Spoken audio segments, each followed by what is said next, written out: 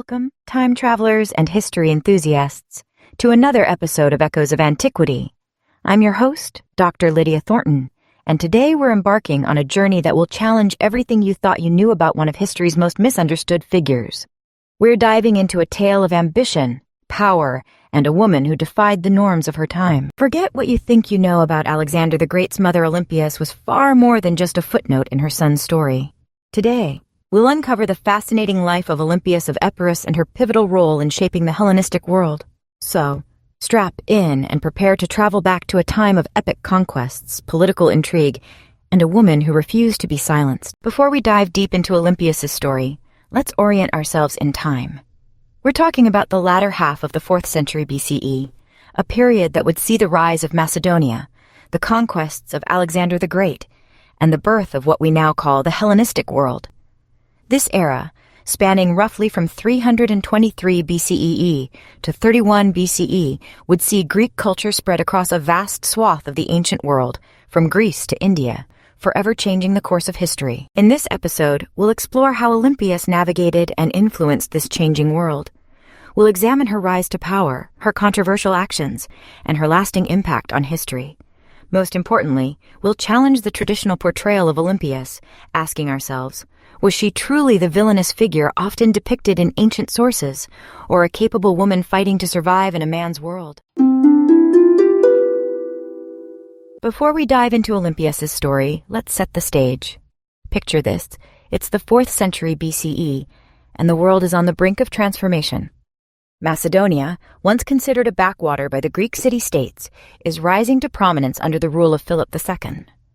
The political landscape is shifting, alliances are forming and breaking, and the seeds of what will become the vast Hellenistic world are just beginning to sprout. It's into this turbulent era that our protagonist, Olympias, is born. But how did this tumultuous time shape the woman Olympias would become? To understand that, we need to journey to her homeland of Epirus. Epirus, located in the northwestern part of modern-day Greece and southern Albania, was a land of rugged mountains, fierce warriors, and ancient traditions. It was here, around 375 BCE, that Olympias was born into royalty as the daughter of King Neoptolemus I. Now, imagine young Olympias, growing up in a world where myth and reality intertwined.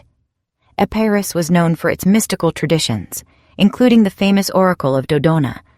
This early exposure to religious mysticism would play a significant role in Olympias' later life. But Olympias' destiny lay beyond the borders of Epirus.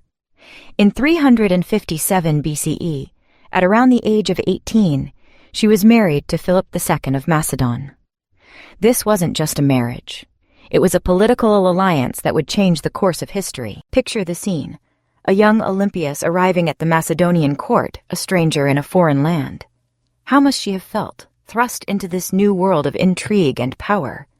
One thing's for sure, she wasn't content to sit quietly in the background. Within a year of her marriage, Olympias gave birth to a son who would change the world, Alexander, born in 356 BCE.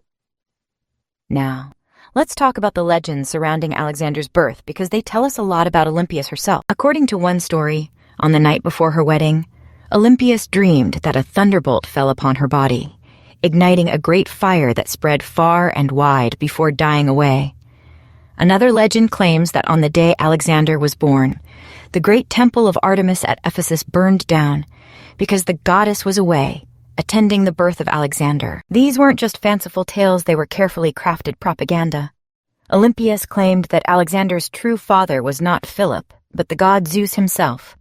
This divine parentage would be a powerful tool in legitimizing Alexander's rule and Olympias' own position. But let's take a step back and consider, how did Olympias navigate the treacherous waters of Macedonian politics as an outsider? It's clear that from the very beginning, she was a force to be reckoned with. Olympias quickly gained a reputation for her fierce intelligence, her devotion to religious cults, and her unwavering protection of her son's interests. She was not content to be a passive queen consort. Instead, she involved herself deeply in court intrigues, building a network of allies and informants that would serve her well in the years to come. However, Olympias' rising influence didn't go unchallenged. Her relationship with Philip was tumultuous, to say the least. Things came to a head in 337 BCE when Philip married a young noblewoman named Cleopatra Eurydice. This brings us to one of the most controversial episodes in Olympias's life, the assassination of Philip II in 336 BCE. The events surrounding Philip's death are shrouded in mystery and conflicting accounts, but one thing is clear. Olympias was implicated in the plot. Picture the scene. It's a day of celebration in Macedon. Philip is attending the wedding of his daughter Cleopatra to Alexander I of Epirus. The atmosphere is festive, but there's an undercurrent of tension. Philip enters the theater, surrounded by his guards.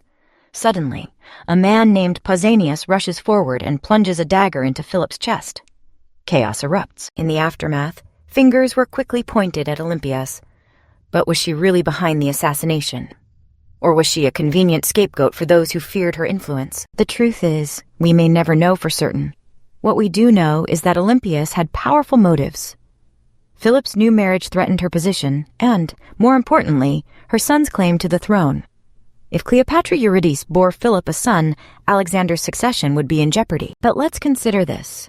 Was Olympias a mastermind behind the assassination, or a convenient scapegoat for those who feared her influence?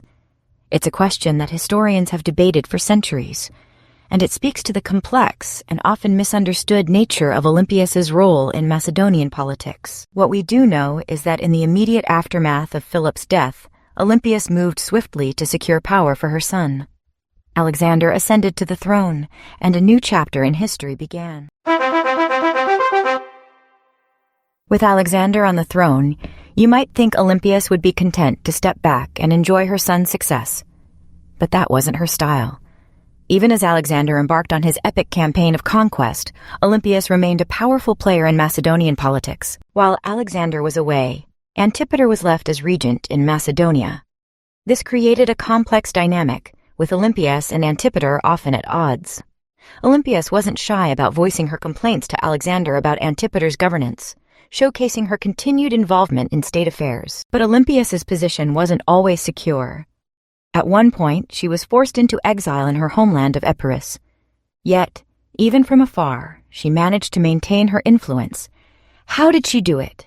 Through a combination of political savvy, her network of allies, and the power of her personality. This brings us to a fascinating question. How did Olympias adapt her strategies to retain power in a male-dominated political landscape? To help us explore this question and delve deeper into Olympias's unique position in ancient Macedonia, we're joined by a special guest. Professor Marcus Aurelius is an expert in Hellenistic politics and has spent years studying the role of women in ancient Greek and Macedonian society. Professor, welcome to Echoes of Antiquity. Thank you, Dr. Thornton. It's a pleasure to be here. Professor, let's start with the basics. How unusual was Olympias's level of political involvement for a woman in ancient Macedonia? It was quite extraordinary, Dr. Thornton.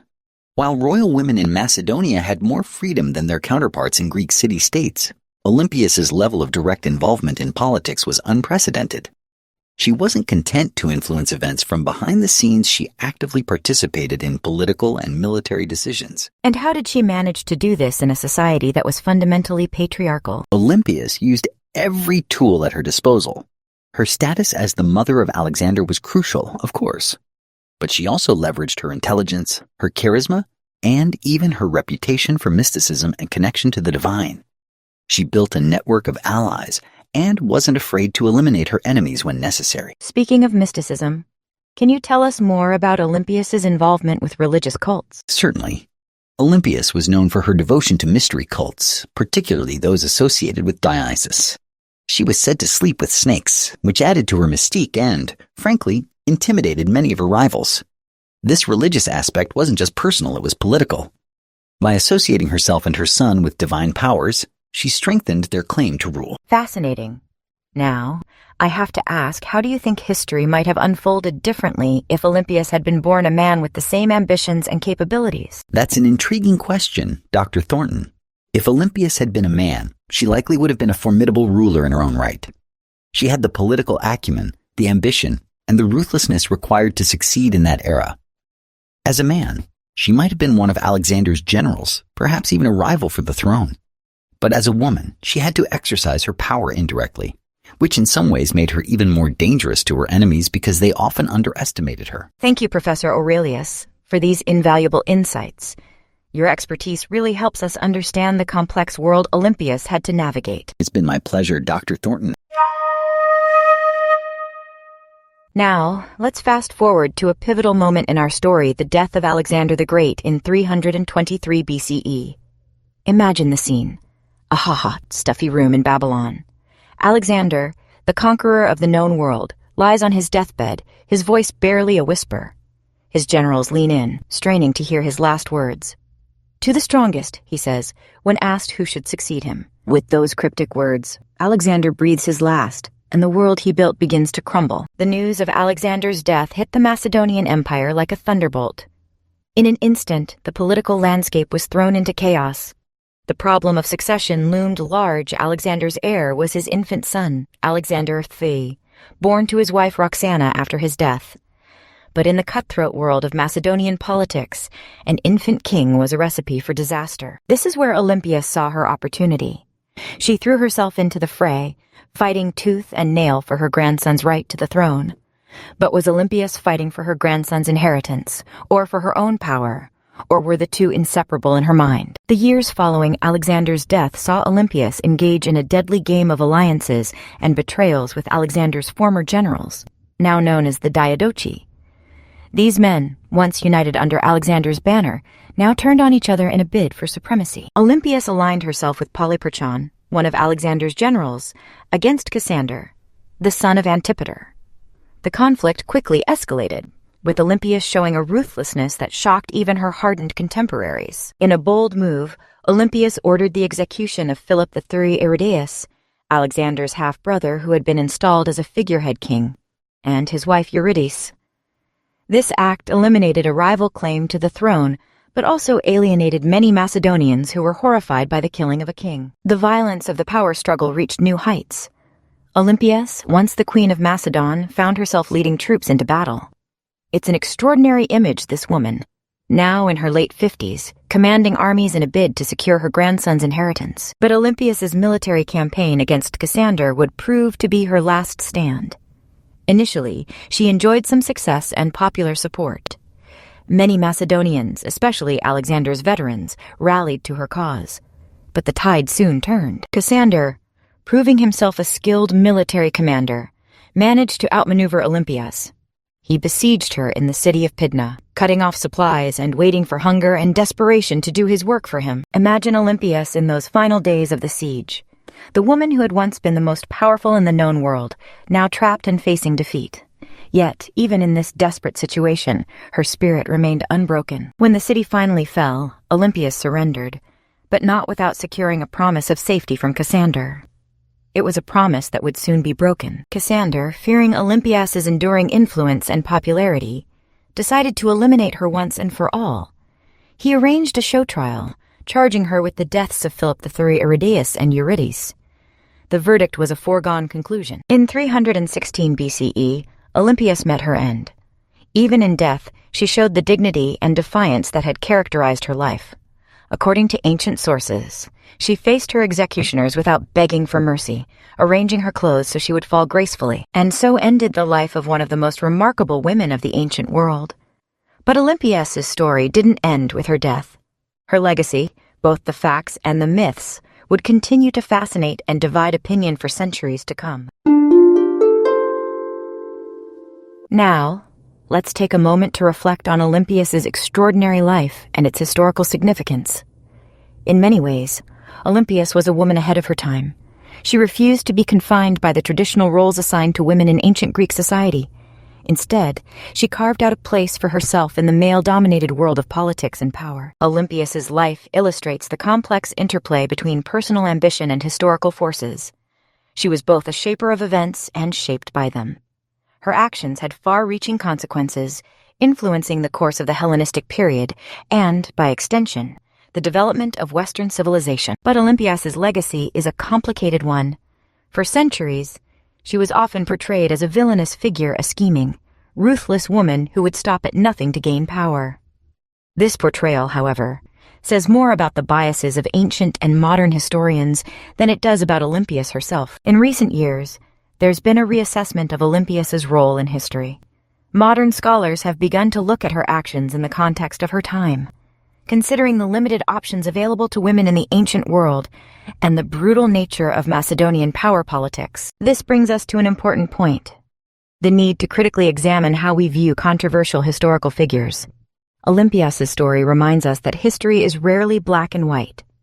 Historical figures are complex, often contradictory, and always products of their time and circumstances. As we conclude our exploration of Olympias' life, I invite you to reconsider your views on other controversial historical figures.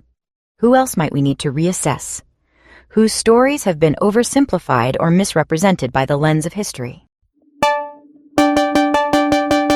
Now, it's time for one of my favorite segments, our Time Traveler's Toolkit. Today, we're going to explore a tool that was crucial in the power struggles of the Hellenistic period: political propaganda. If we could pack one essential tool for our journey into the Hellenistic power struggles, it would be a manual on political propaganda. Olympias and her rivals were masters of this art, using it to sway public opinion and legitimize their claims to power. One of the most powerful propaganda tools in the ancient world was religion. Olympias excelled at this, promoting the idea of Alexander's divine parentage. By claiming that Alexander was the son of Zeus, she not only elevated her own status, but also provided a divine justification for Alexander's conquests and rule. But propaganda in the ancient world went beyond just words. It was embedded in art, architecture, and even coinage. The images on coins, for instance, were carefully chosen to send political messages. Alexander and his successors would depict themselves with the attributes of gods on their coins, a clear statement of their claimed divine status. Public works and monuments were another powerful propaganda tool. Rulers would commission grand buildings and statues, not just as displays of wealth, but as statements of their power and legitimacy. These structures would often incorporate religious elements, further reinforcing the ruler's connection to the divine. Cassander, in his propaganda war against Olympias, used these tools effectively. He portrayed himself as the restorer of order, contrasting this with Olympias' alleged cruelty and impiety. He even went so far as to rebury Philip II with full honors, presenting himself as the true heir to Macedonian traditions. It's fascinating to compare these ancient propaganda methods to modern political strategies. Are we really so different from our ancient counterparts? While the mediums have changed from coins and statues to television and social media, the basic principles remain the same. Politicians still appeal to higher powers, whether divine or ideological. They still use imagery and spectacle to reinforce their messages, and they still seek to portray themselves as the solution to their society's problems. Perhaps by understanding these ancient techniques, we can become more discerning consumers of modern political messaging. After all, as the saying goes, those who don't know history are destined to repeat it. As we near the end of our journey through Olympias' life, let's take a moment to consider how the events we've discussed echo in our present day. The Hellenistic period, ushered in by Alexander's conquests and shaped by the power struggles that followed his death, had far-reaching consequences that we can still feel today. Consider the breakup of Alexander's empire. The power vacuum created by his death led to decades of conflict among his successors. We can see similar patterns in more recent history: the fall of the Soviet Union, for instance, or the aftermath of the Arab Spring. These events remind us that the collapse of a powerful regime often leads to prolonged instability and conflict. The role of strong personalities in shaping political landscapes is another theme that resonates through the ages. Olympias, Alexander, and the Diadochi were larger-than-life figures whose ambitions and actions changed the course of history. We can see similar dynamics at play in modern politics, where charismatic leaders can have an outsized impact on national and global events. The Hellenistic period also had long-term cultural impacts that we're still grappling with today. The spread of Greek culture throughout the conquered territories created a kind of early globalization. This cultural exchange influenced art, philosophy, and religion across a vast area, laying the groundwork for many aspects of Western civilization. Even the eventual rise of Rome as a superpower can be traced back to the fragmentation of Alexander's empire. Rome filled the power vacuum left by the squabbling Hellenistic kingdoms, eventually conquering them and absorbing much of their culture. So, what lessons can we learn from Olympias and the Hellenistic power struggles that might help us navigate our own turbulent political times? First, we're reminded of the dangers of political instability. The chaos that followed Alexander's death led to decades of war and suffering. It's a stark reminder of the importance of stable, legitimate systems of government and peaceful transfers of power. Second, we see the impact that individuals can have on history. Olympias' story shows us that even those who aren't official rulers can wield significant influence. It's a reminder of the power of personal ambition and the responsibility that comes with it. Finally, Olympias' life illustrates the complexities of power and the often blurry line between personal and state interests. In our own time, as we grapple with questions of political ethics and the proper limits of power, her story provides a valuable historical perspective. As we conclude our exploration of Olympias' life and legacy, I hope you've gained a new appreciation for this fascinating historical figure and the complex world she inhabited. Her story is a testament to the enduring human traits of ambition, resilience, and the desire for power. It's a reminder that while the specifics of our political struggles may change, the fundamental dynamics of human nature remain remarkably constant. And that brings us to the end of today's episode of Echoes of Antiquity. I want to thank you all for joining me on this journey through the life of Olympias and the tumultuous world of Hellenistic politics. Before we go, I'd like to address some questions from our listeners. Our first question comes from Alex in Toronto. Alex asks, how reliable are our sources on Olympias? Are they biased? That's an excellent question, Alex. The truth is, most of our sources on Olympias come from male writers who are often hostile to the idea of women wielding political power. Writers like Plutarch, while invaluable for their historical information, often portrayed Olympias in a negative light. It's important to read these sources critically and consider the biases of the time. Modern historians try to read between the lines and consider archaeological evidence to get a more balanced view of Olympias and her actions. Our next question is from Sophia in London. Sophia asks, what happened to Alexander Fof, Olympias' grandson? Sadly, Sophia, Alexander Forid's story doesn't have a happy ending. After Olympias' death, he and his mother Roxana were held under guard by Cassander. In 310 BCE, when Alexander IV was about 13 years old, Cassander had both him and Roxana secretly murdered. This effectively ended the Argead dynasty that had ruled Macedonia for centuries. Thank you for these thought-provoking questions. Remember, you can submit your own questions or topic suggestions for future episodes through our website or social media channels. Now, let me give you a little teaser for our next episode. We'll be exploring another hidden gem of antiquity, the lost city of Heraklion and its sudden disappearance beneath the waves. It's a tale of mystery, archaeology, and the power of the sea that you won't want to miss. As always, I encourage you to continue the conversation on our social media channels. Share your thoughts on Olympias, the Hellenistic world, or any other aspects of ancient history that fascinate you. Remember, in the echoes of antiquity, we can hear the whispers of our own future. Until next time, keep exploring the past.